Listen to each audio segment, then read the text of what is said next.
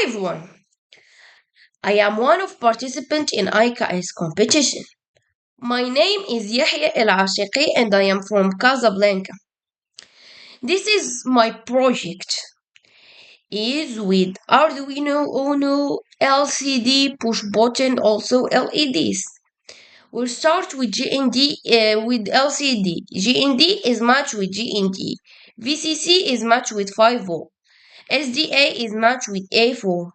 CLL is matched with A5. Push button is matched with GND.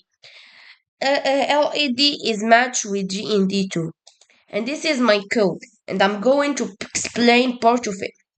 We're going to start with include LCD crystal 8.A2C.H. This is the variable of LCD. And also we're going to explain constant pin mic A0. It means the ears of system microphone. Constant silo is loudness mode to call. And pin mode LED output get the light ready. LCD init turn the letter screen on.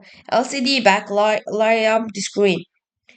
LCD set cursor move the start of the project.